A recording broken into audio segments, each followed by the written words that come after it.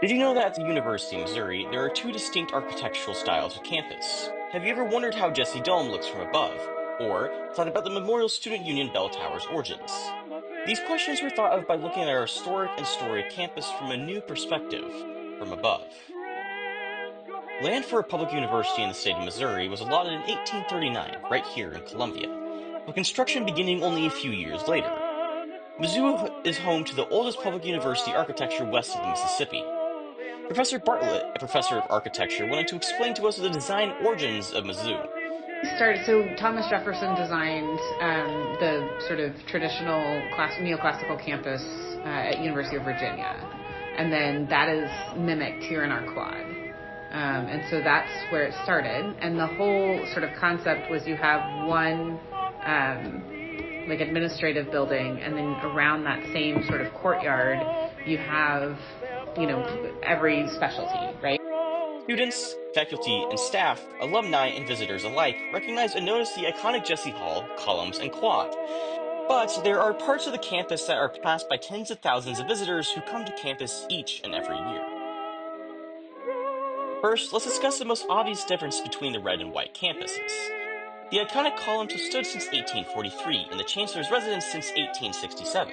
The engineering, sociology, Swallow, and LaFair buildings were completed in 1892 and 1893. The imposing Jesse Hall replaced the famous Academic Hall after it burned down in 1895. Most buildings on the quad, the hub of the campus, were completed in the first half of the 20th century. The white campus was constructed in the early 1910s. Red buildings are for engineering, and white buildings are mainly for agriculture. It was built and designed by Morris Frederick Bell and James P. Jameson to represent the divide of history. This perspective is best captured from above. And originally it's just the tower. And then they went to the north side to sort of develop the student commons off of it. And you'll notice that the tower is by far the most ornate part of it.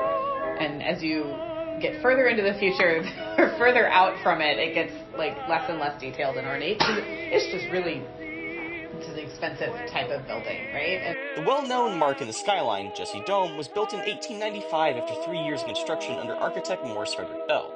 The dome is largely unchanged from its original tin and wooden lattice build, its structural integrity allowing it to stand hopefully for another century. The third level has windows around the dome, but you can't quite see it from the ground. The balcony that lines the middle, as well. The fourth is perhaps the most interesting. Hidden inside bright white letters are the names of dozens of secret society members from decades past.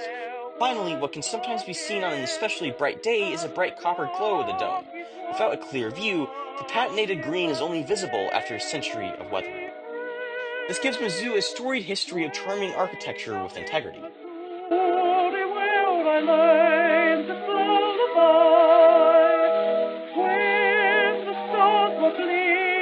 And the moon was climbing high.